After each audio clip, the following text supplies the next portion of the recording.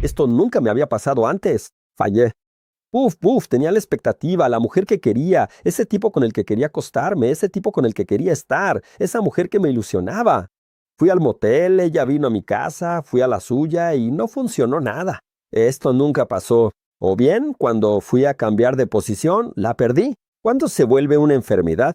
¿Cuándo es algo normal? ¿Cuándo necesito tomar medicina? Entiéndalo en este video ahora, quédate conmigo hasta el final para saber si esto te aplica y vamos al video. Mi nombre es Mateo Samaral, soy urólogo, trabajo con salud sexual masculina. Si quieres agendar una cita, una evaluación conmigo, link en la descripción y código QR en pantalla. Fallé. ¿Es normal o no es normal fallar? Claro que a lo largo de tu vida sexual es normal que tengas situaciones de no tener erección.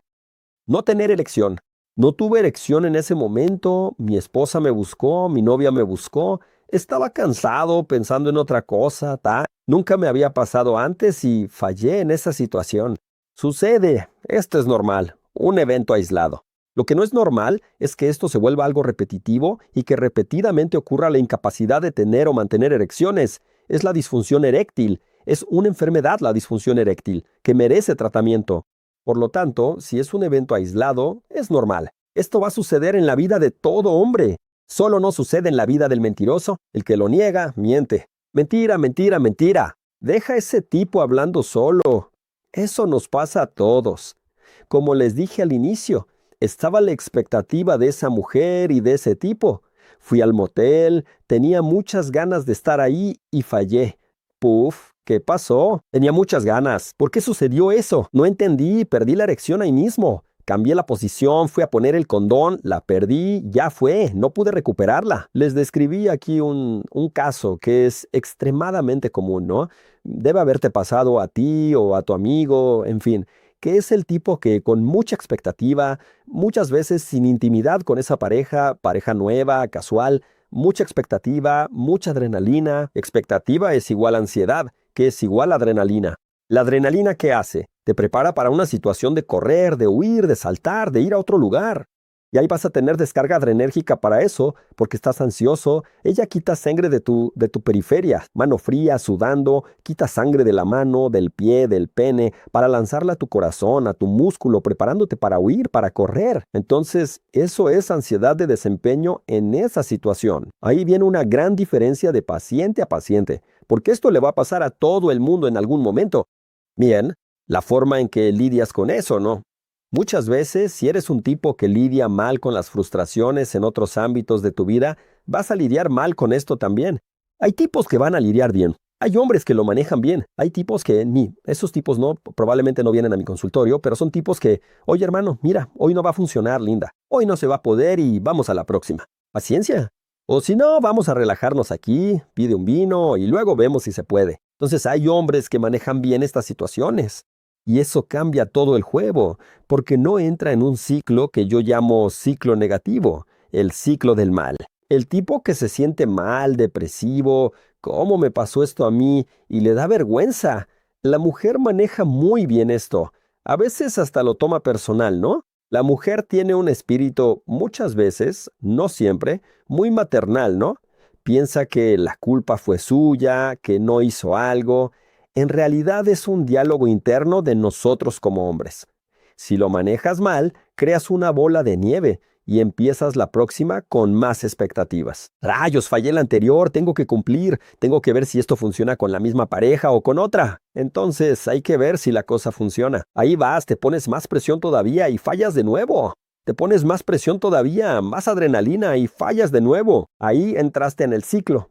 Ahí dejó de ser algo aislado y pasó a ser algo repetitivo. Estamos hablando de disfunción eréctil. Para ti que estás pasando por esto, describí aquí una causa psicogénica, pero también puede ser la causa vascular, ¿no? ¿Qué es la causa vascular? Es la más común después de los 50 años. Es el tipo que tiene una arteria obstruida y no le llega bien la sangre al pene. Entonces el tipo tiene 50 años, 55, ¿es o no diabético? La edad, simplemente la edad, es un factor de riesgo inherente para la disfunción eréctil de causa vascular. Con la edad, tu arteria va envejeciendo, va perdiendo la capacidad de distensibilidad, dilatación, va llegando menos sangre al pene, vas perdiendo la erección va perdiendo calidad. Esto es inherente al edad. Si tienes diabetes, presión alta, fumas y tal, esto va a pasar más temprano o incluso de forma más intensa. Incluso para ti con causa vascular el tratamiento será inicialmente darte vasodilatadores orales también, igual que el psicogénico que describí antes. Entonces, para estas dos causas, a pesar de ser causas muy diferentes, la línea de tratamiento de intervención urológica es la misma. Antes de la intervención, los dos tienen algunos pilares diferentes, ¿no? El psicogénico lo puedes remitir también paralelamente a un terapeuta sexual. Y en el vascular tienes que orientar cambios de hábito, ¿no? Actividad física, adelgazamiento, cuidar la diabetes, la presión, dejar de fumar.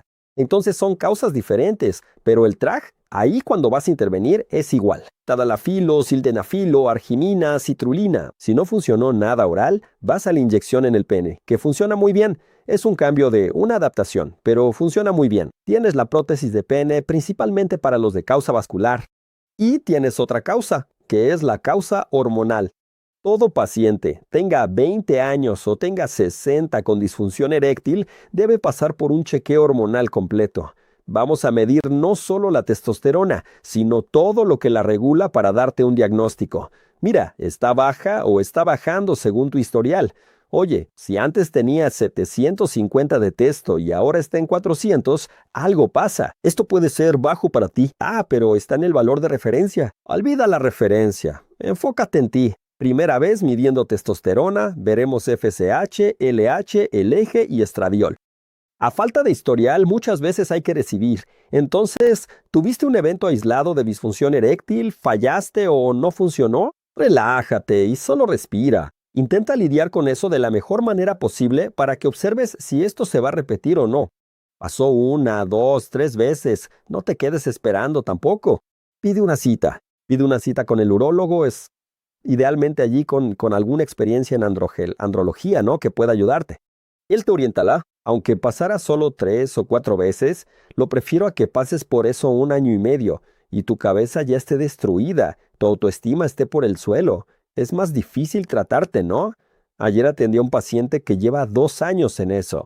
Él se separó y luego tuvo una disfunción, falló con una pareja casual, tomó tadalafilo, subió la dosis porque estaba más ansioso, se exigía más y ahora el tadalafilo no le funciona.